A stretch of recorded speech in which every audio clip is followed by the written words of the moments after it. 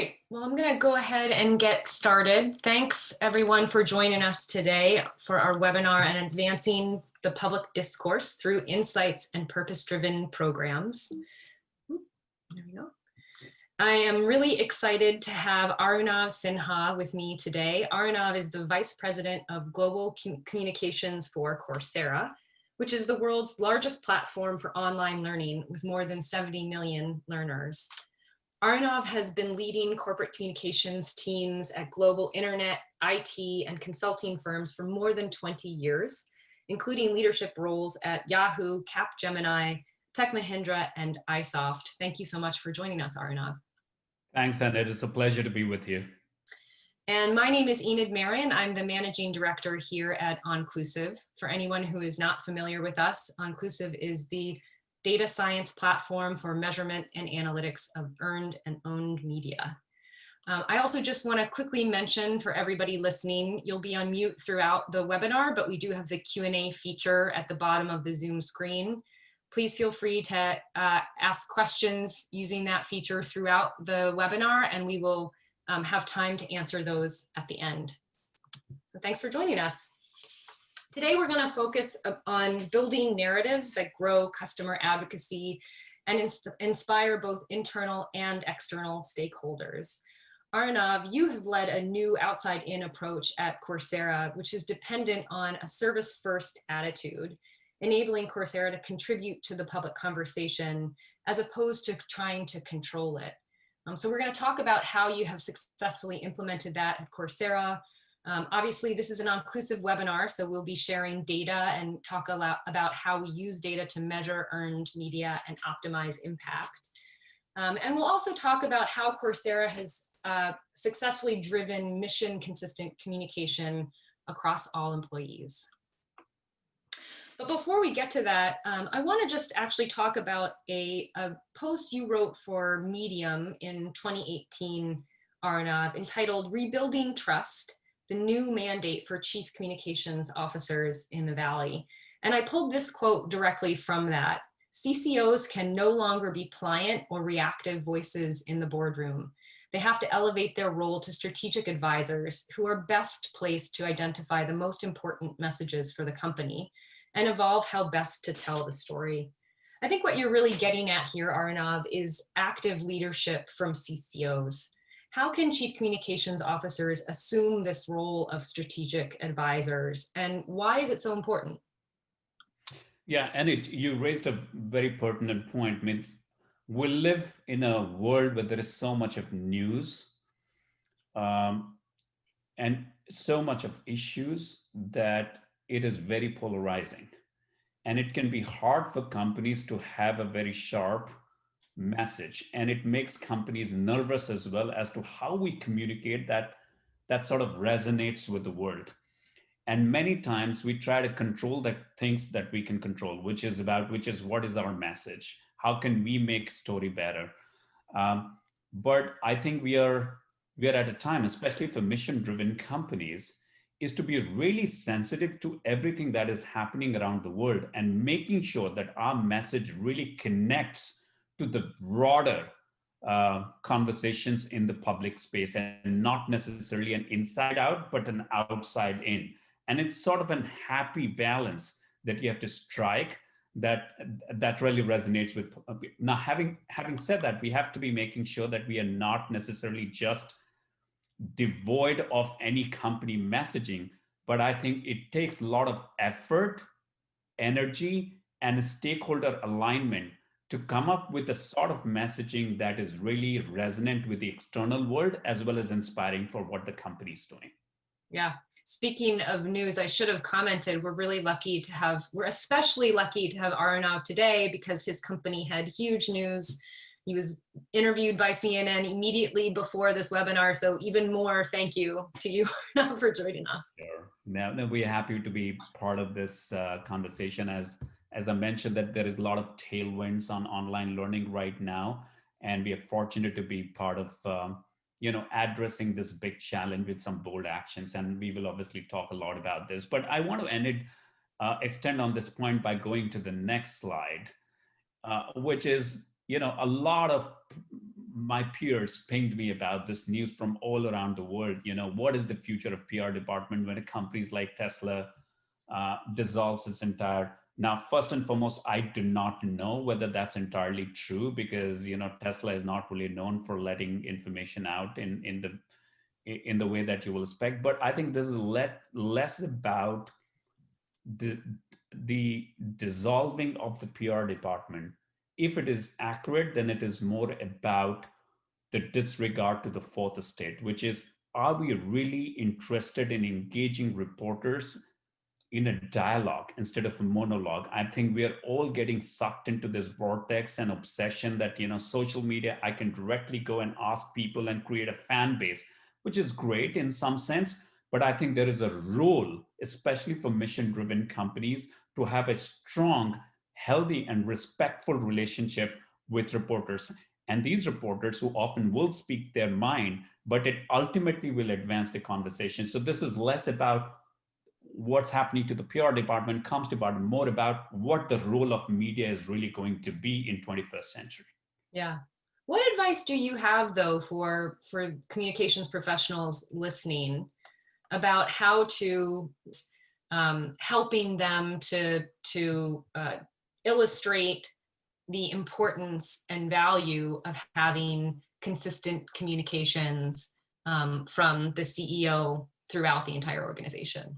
Yeah, I mean, one of the best ways we can do is stop being a packager of information. I think there was a lot of emphasis about, the executives in the company will think about what to communicate, and then the comms people will come and actually make it sound better, which is possibly not the best approach. The CCOs, the chief communication officers, in many ways have a great antenna of what's really happening out there, and they can use it to inform conversations within the company.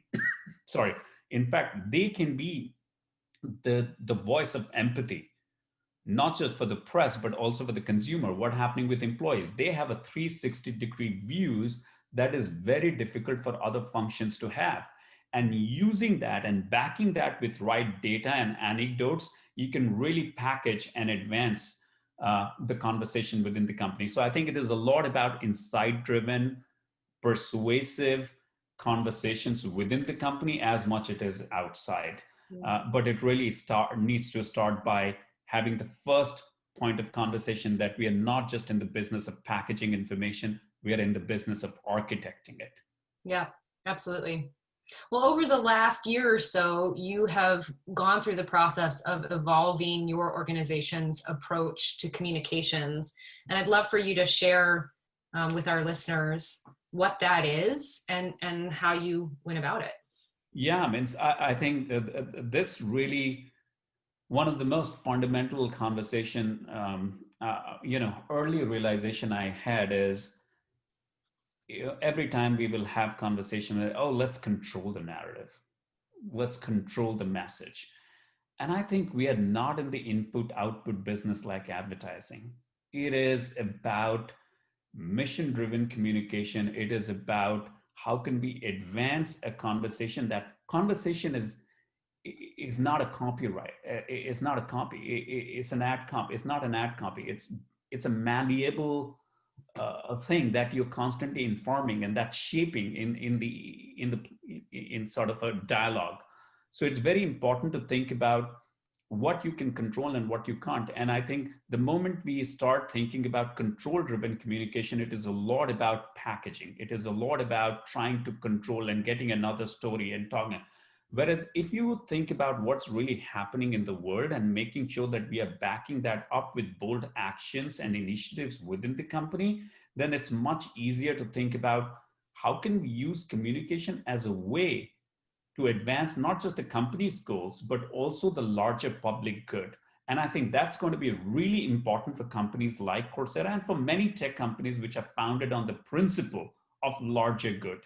Is less about controlling, it is a lot about contributing. And I think that's a striking balance that we need to be achieving. And that's what we did at Coursera as well.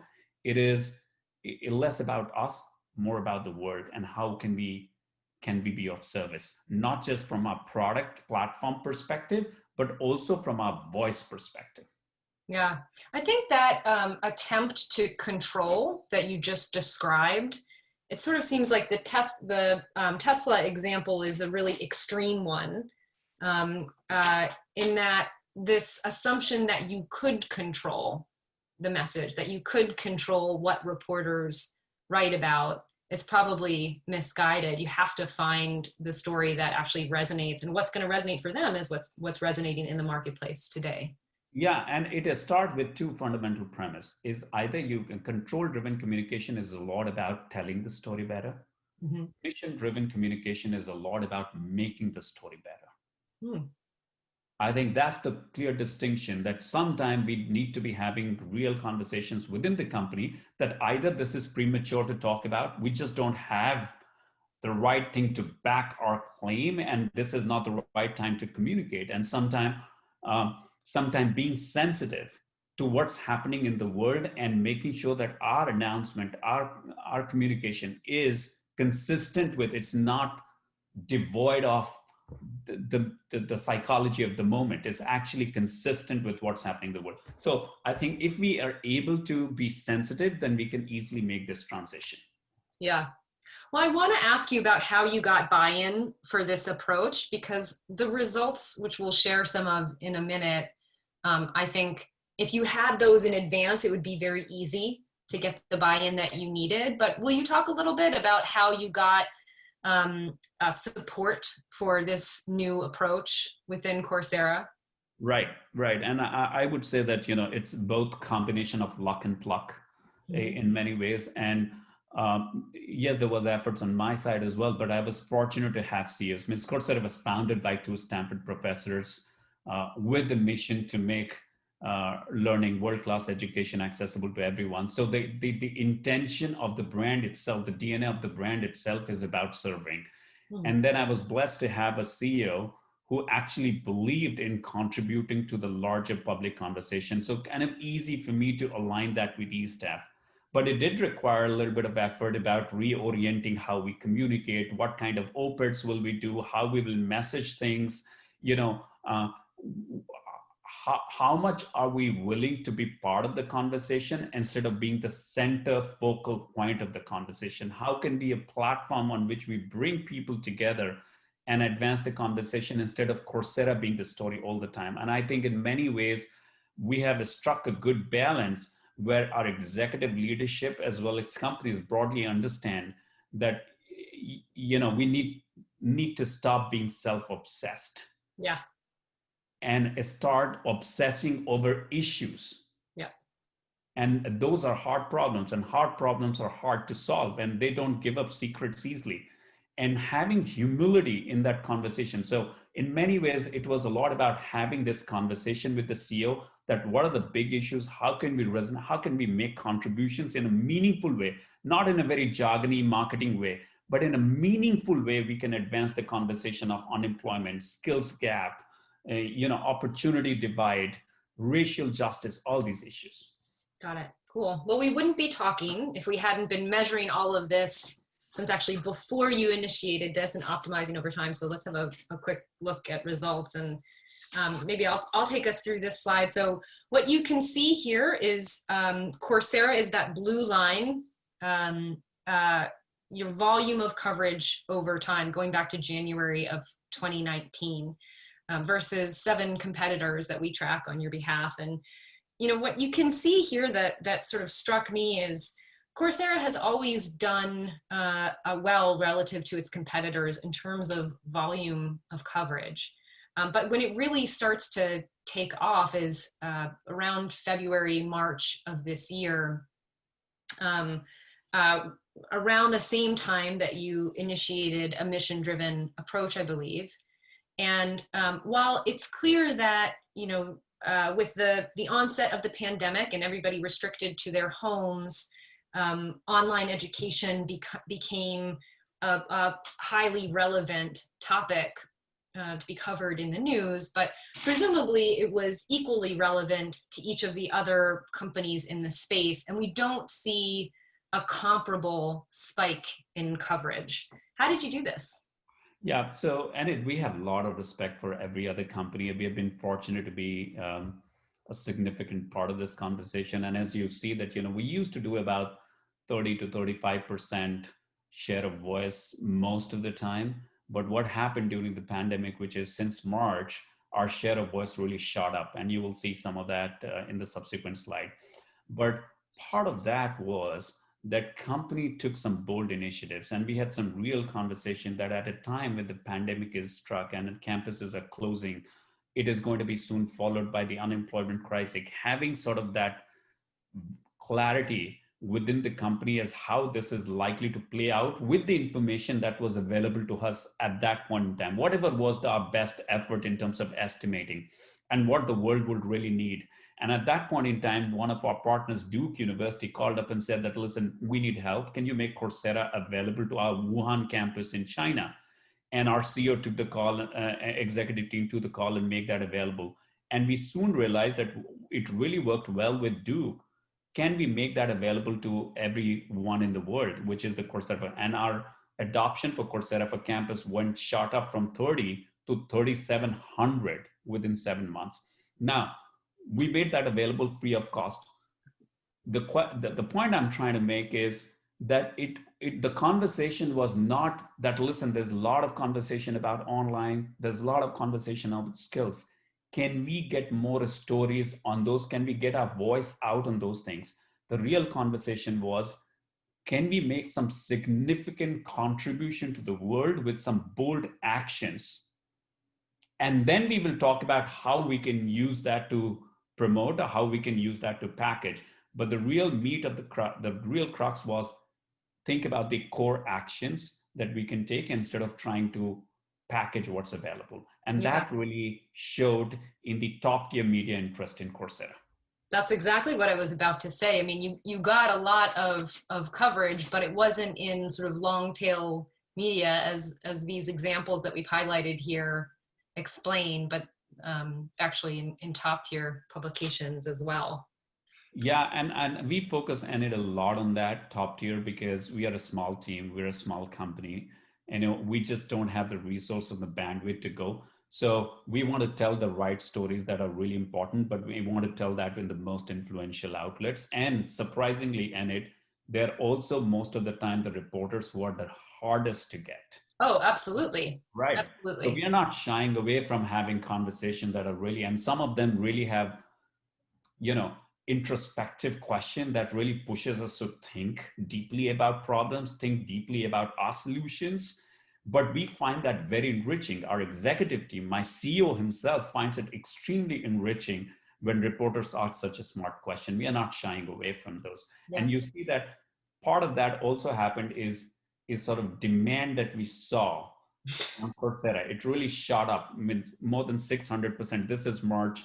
From April to now, August, we have seen 15x new enrollments from learners. So clearly there's a lot of demand and tailwind. And a lot of that happened because we were backing our story up with real actions. Yeah, absolutely. And I happen to know innovating in the process.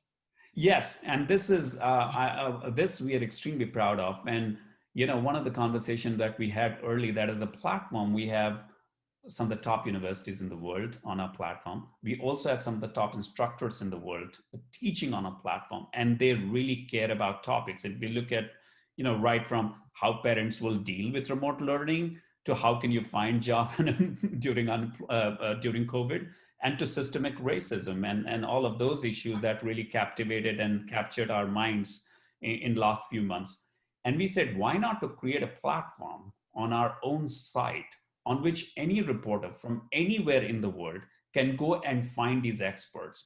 And there is absolutely no obligation on either the instructor side or on the reporter side to use Coursera, to mention Coursera. But we said this will be a great service to the world, because at this time, what you really need to have expert-driven conversation who have real research and real information instead of a lot of speculation. During a crisis, that's really important. Research-backed conversations. And we used our platform to make sure reporters from anywhere around the world can connect with these experts with no obligation of mentioning Coursera.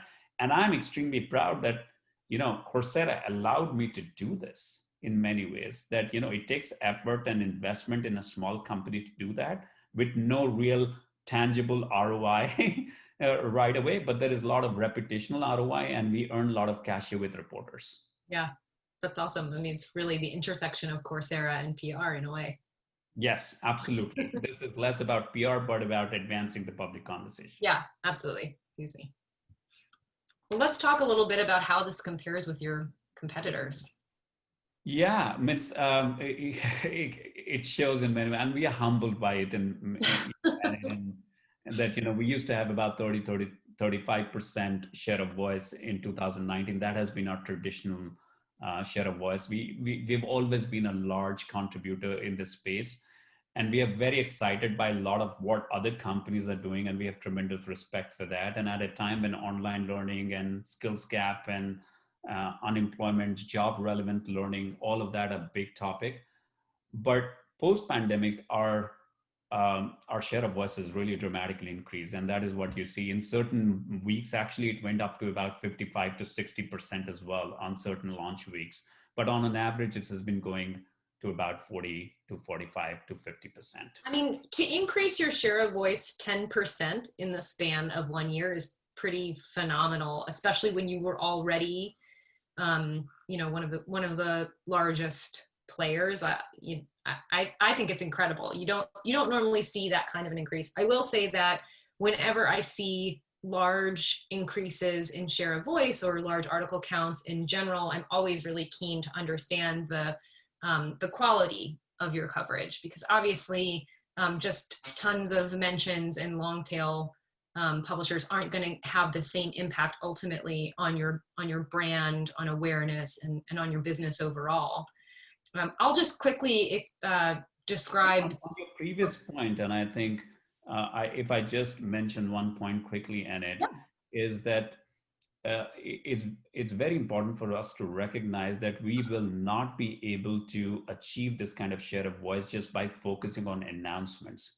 Announcement driven PR is not going to, and we really looked at how can we use our data and insights from the platform to inform reporters and their stories. And that in a way created enormous amount of leverage for our PR programs, where we didn't have to actively pitch or depend on announcements to drive coverage. But our platform data did the trick and automatically made us part of the stories in ways which is very organic and unprecedented. Yeah, it's also a really great point that you make, Arunav, because you can't count on always having something to announce. And also, if you are constantly making announcements, if you're completely dependent on announcements, and so you start sort of manufacturing announcements when there isn't much there to talk about, I have to think that it hurts your ability to break through with reporters, particularly the most discerning reporters, when you actually have something great to say. Absolutely. Well, let me take a look at the quality of your coverage over this time. We're going to present it in the form of power of voice. Power of voice is the most comprehensive qualitative metric on the industry, if I do say so myself. This is a proprietary metric created by Onclusive. It's the only qualitative metric that takes into account 4 critical factors. The first is the relevancy of the coverage to your brand, to the Coursera brand. Is this an article that's truly about you, or is it sort of a passing mention? The reputation of the publication. Are we getting coverage in top tier publishers with large audiences, or are we actually mostly getting coverage in less high reach, less referenced publications? The third is this resonating? And the way that we see that is whether or not our articles get amplified across social. And then the last and still important is the sentiment. Are we largely getting neutral or positive coverage, or is negative coverage starting to have an impact on my reputation? I like to think of power of voice, which is a share metric, as looking at share of voice, but through a qualitative lens. And the results for Coursera over the last, comparing full year 2019 to through September of 2020, again, are pretty dramatic. You not only gained in terms of quantity, but you gained more than 20 points in terms of quality, which really demonstrates that you're getting the articles about Coursera in the top tier publications and they're resonating. It's the topics that you're choosing to contribute to are resonating because they're relevant, they're topical, but also clearly you're finding some success with your mission-driven approach. Can you talk at all about things that you did to drive this growth in the quality of your coverage? Yeah, and what we call this is it's kind of a leverage ratio that is used in the business as well in our company, which is it's a very famous term, and we'd like to use it in our in the world of global comms and PR as well. Is for every piece of coverage, every point of SOV, is it giving us a disproportionate amount of reputation, which is our power of voice. So in many ways, SOV is about reach. Part of voice is about reputation, and reputation, as you rightly mentioned, is a mixture of both reach multiplied by the referenceability of the publication. Now, as a small team on limited budget, it will always be hard for us to go after every publication in the world. And then there are a whole lot of publications, which I call either they're empty rooms or ghost towns. Like, you will feel great about it out there, but nobody is actually seeing it except you.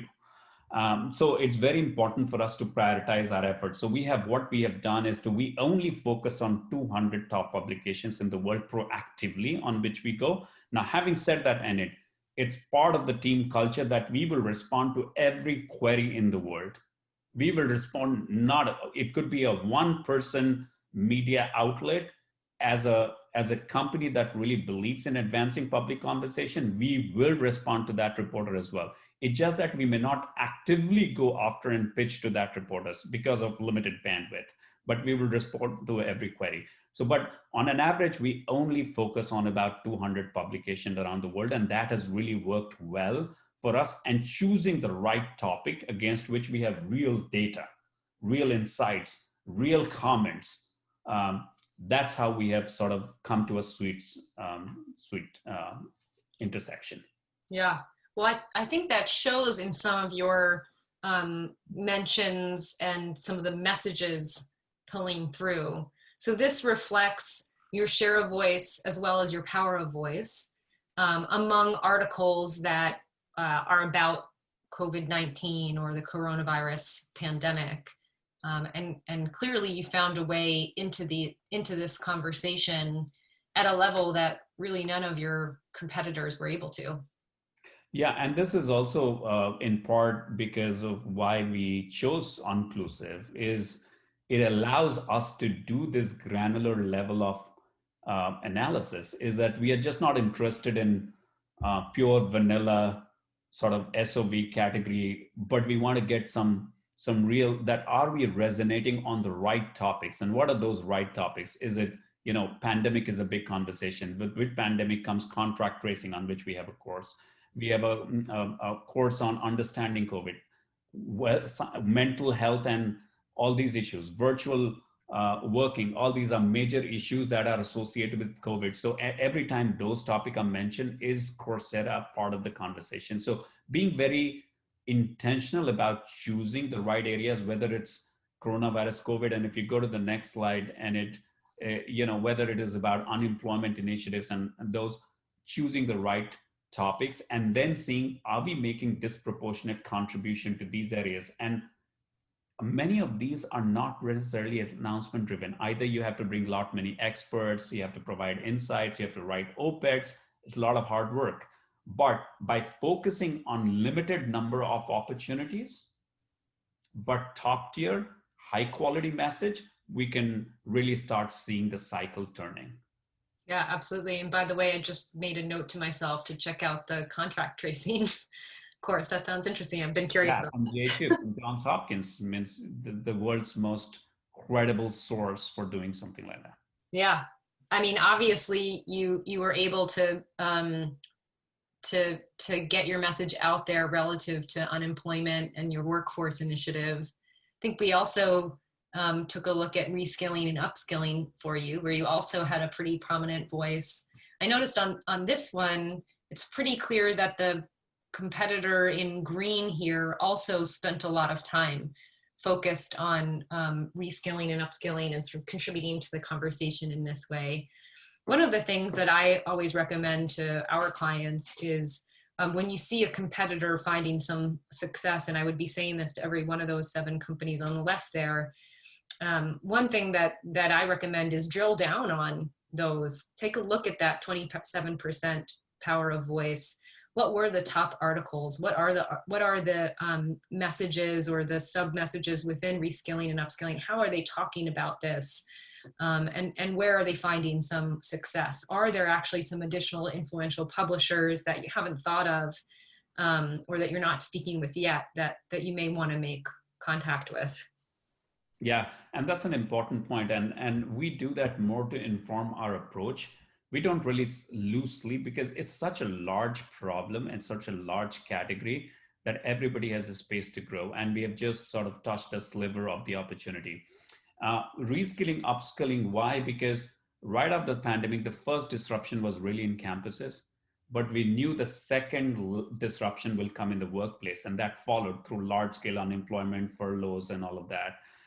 And our Coursera for Government product basically works with governments around the world in making sure that people who are impacted workers have access to skills. And again, we made that free, available to all governments around the world. And again, my men supported with the bold action, not just bold message, but bold action. And that allows us to announce it with governments around the world. Can you imagine the president of Colombia, 3 governors, prime ministers are part of our announcements? Wow. That's a dream come true for any comms professionals. We don't need to be pushing the message. They are happily becoming part of these announcements because we are making this available to people around the world. Now, it makes my job slightly easy, but it also in a way that it leads companies to think about how to architect these programs so that communication is about last mile messaging, but there is a lot of work which happens underneath. And in this case, the competitor in the green was doing exceptional work with some of the announcement that they did in India, and that really drove. And we don't really lose sleep and watch every step of what our competitors are doing, but we definitely seek inspirations from all sides. Yeah. Well, you clearly have found some success with your approach, driving more and higher quality coverage, which you spoke to how it supports your awareness and your reputation goals. It was really interesting to see that it also carried through to the bottom line. So what we're looking at here is actually specifically, we called out an article on the right. This is one from El Salvador. You mentioned Colombia. This one is from El Salvador. It was syndicated by the BBC, and this BBC article alone drove over 26,000 visitors to Coursera.org, and it drove 37% of those visitors took actions that you care about, like signing up as new learners and visiting specific areas of your site. It's really impressive. How did you go about implementing this? Are you looking at different sort of strategies by region or messages by region? I guess I'm really asking, what's the relevance of tracking globally? Right, and so for a brand where 80% of our learners are outside of the US, we are a global brand. Mm-hmm. And the problems that we are working on are global, whether it is access to education or access to job relevant skills. These are global challenges. Every community around the world, every country around the world is affected by it. So we are a global brand to start with, and therefore we need to have the ability to track around the world. And this was absolutely one of the most important criteria for selecting a platform that can we do it not just in every country, but across multiple languages.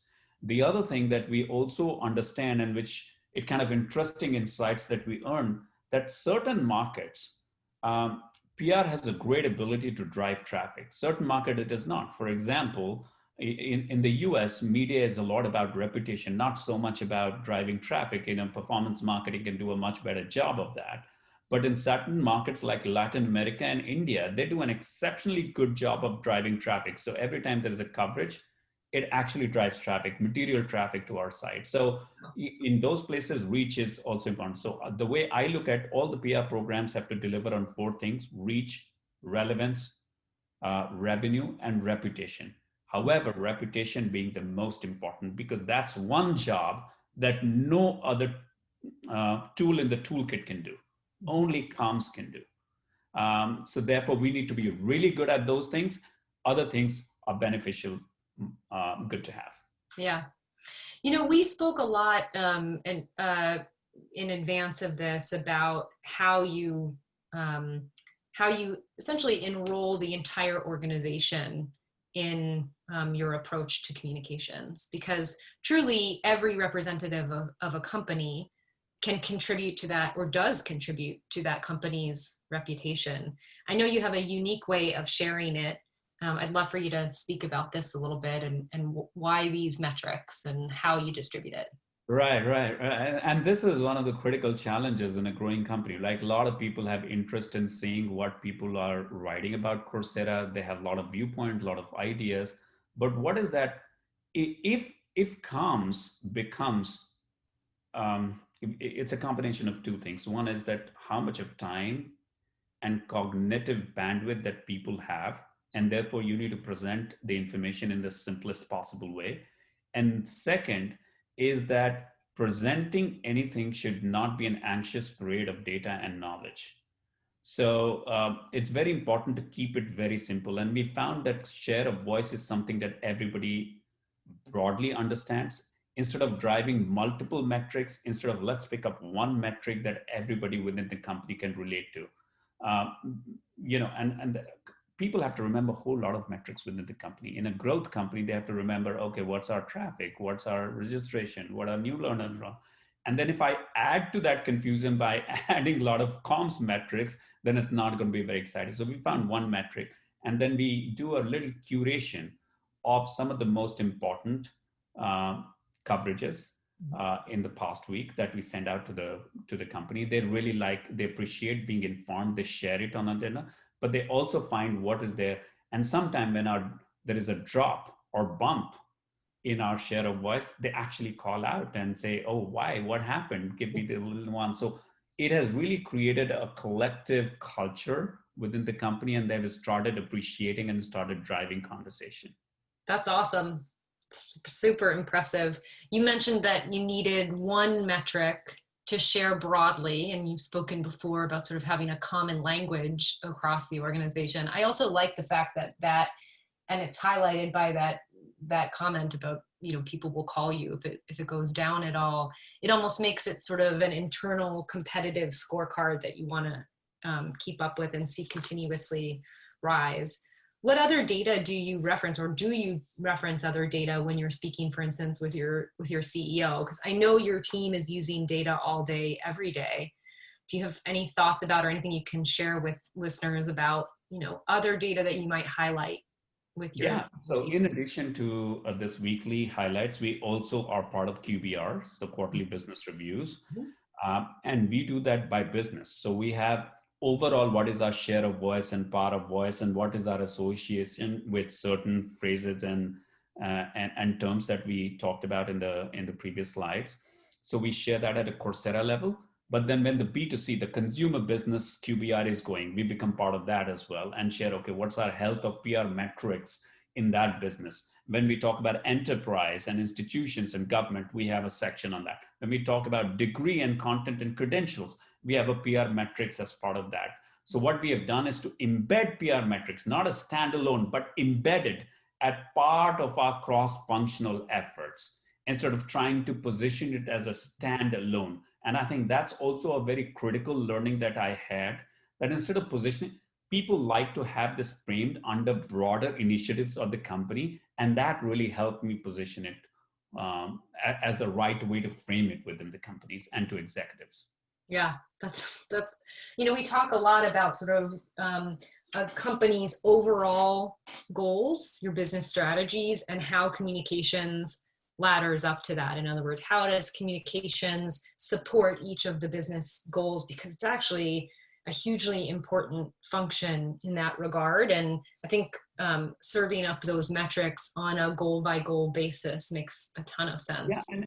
not to forget the fact that sometime if you just do the overall and present it as one big, then people don't really understand the implications of gains on PR on their Yeah. own business. But Yeah. if you do that on the consumer, the chief revenue officer, chief product officer cares a lot about. When you do it on the enterprise side, the chief business officer cares a lot about that. When you do it on the content side, the content chief content officer. So how do you create a federated structure? Mhm. How do you start sort of engaging different parts of the business and providing data that informs their conversation is a critical aspect of creating a collective win within the company. Yeah, and back to what we talked about at the beginning, which is how you assert that role or assume that role as a strategic advisor. Um, Absolutely. awesome. Well, you have illustrated, I think, really well how a mission-driven approach can be successful, how it drives both quantitative and qualitative results, as well as sort of driving to your bottom line. What was one misstep or action that you took or didn't take that in retrospect you would have done, or is there something you would have done differently? Yeah, I mean, so we have this loop called learn, change, and grow, and we're constantly trying to understand. It's part of our DNA at Coursera, and so it goes in comms as well.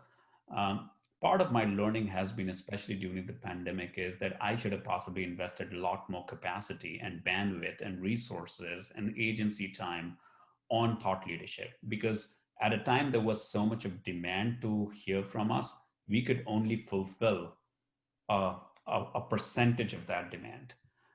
We could only respond to top tier media in a meaningful way. And if I had a lot more capacity in crafting long form, and long form op-eds and bylines and keynotes take time. They are not like, 2-line copywritten advertising slogan, right? It takes a lot of time and thought process.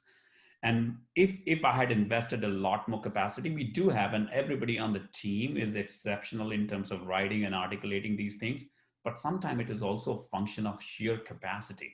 Sure. And if I had invested a lot more on that instead of, okay, on just rolling these things out and internal sort of alignment, announcement strategy, I think it would have helped me fulfill the need and be part of more conversations in a meaningful way. Yeah, cool. Well, I was hoping that you would share some advice for everybody on this call about how they can roll out this new approach of mission-driven communications. I think we've spoken a fair amount about advancing the public conversation and using data and insights in your efforts. What other advice will you share?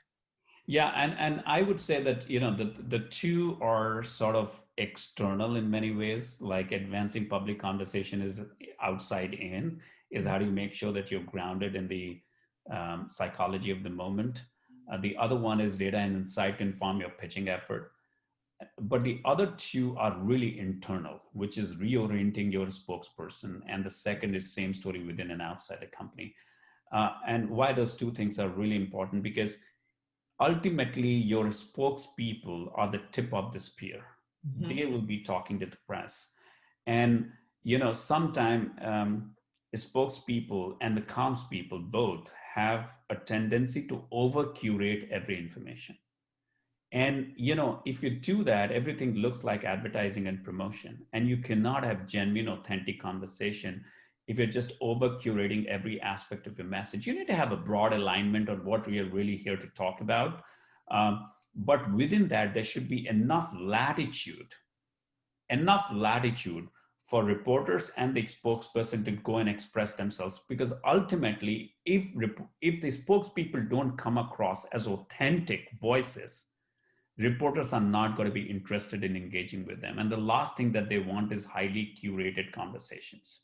Right. So making sure that our spokespeople understand that. And while there are broad messages, they don't need every word, every line, every data that they should be remembering. They should use it as a tool to inform their content. The other thing which I often tell is, a byline and all of that is not just about cons people going, doing the research and bringing, and ghostwriting it for you.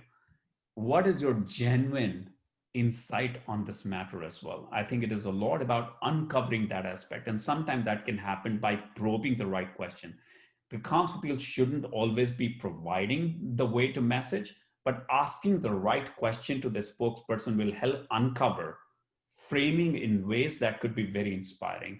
And I think it should be a real dialogue instead of give me a a book and I will be reading out all the messages. So it's very important that part of this media training is also this introspection and realization that I need to be a credible, insightful, and authentic voice. Mm-hmm. That's number one. Number two is, gone are the days when you had a very curated message for external world and far more open and transparent messaging within the company, because you have absolute with social media, with employees being so open about what's happening within the company, you can hardly, and you need to have some checks and balance in terms of what's confidential and what's not. For example, financial, and especially if you're a public company, you need to be careful about a lot of those things. But you need to have the same story both outside and in the company, so that you're not trying to manage two worlds all the time. It is just so hard and exhausting for comms people to be managing two stories at the time. The only thing that you're trying to manage is to what level of information that you will share outside versus within the company, but all part of the same continuum.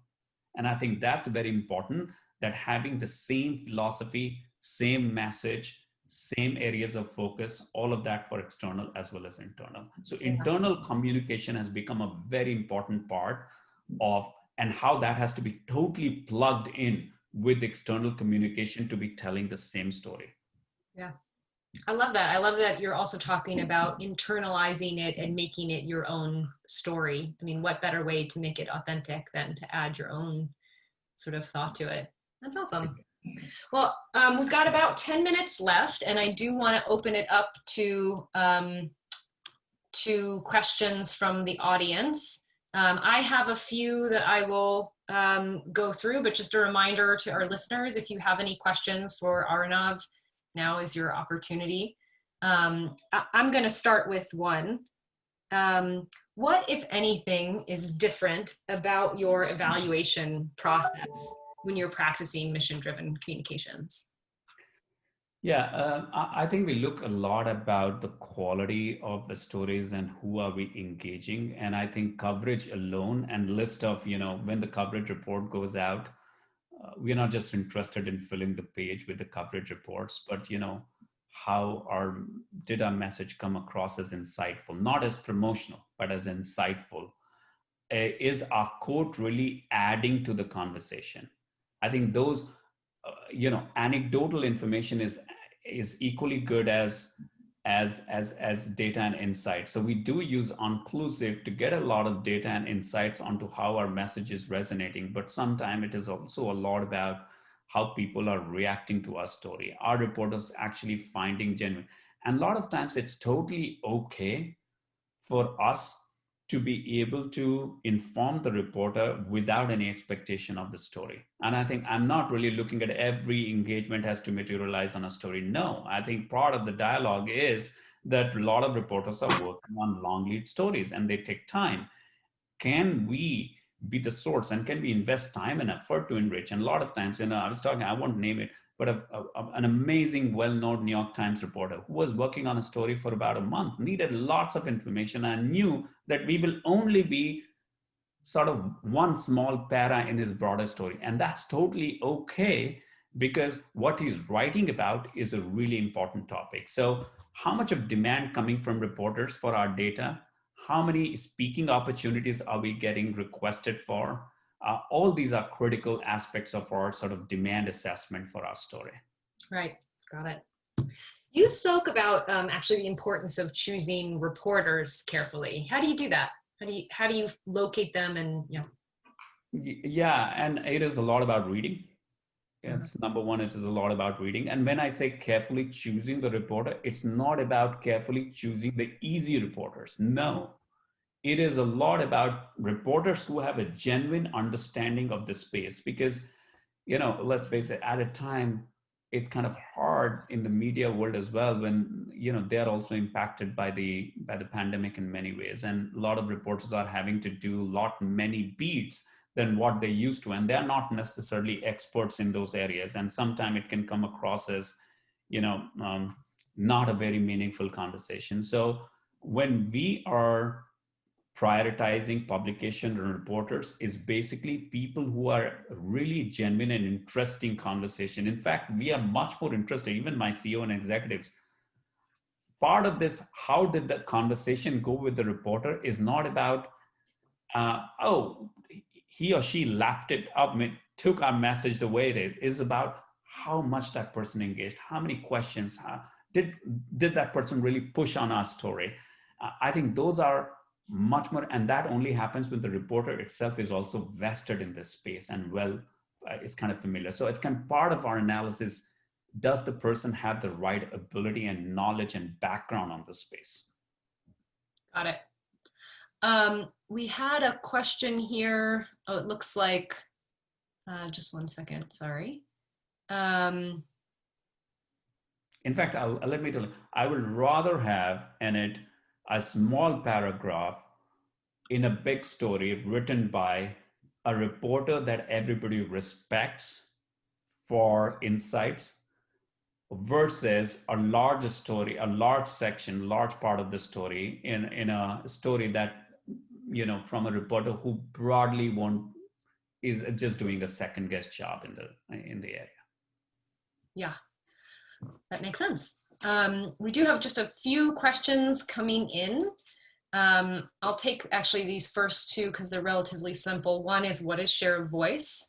So share of voice is the percent of articles about any given brand out of all of the articles written about that brand and its competitors. So if there are 100 articles written about 4 brands and 10 of those articles were written about my brand, then my share of voice would be 10%.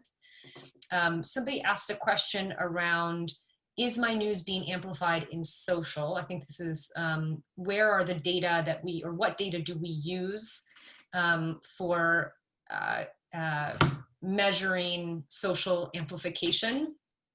In this case, what we're talking about is the number of times articles are shared on Facebook, Pinterest, and Twitter, and then the number of responses those shares get. So is an article about, when an article about Coursera is shared by someone on Facebook, and then maybe it's liked 4 times and commented on 3 times, all of that contributes to the amplification metric, which is part of power of voice.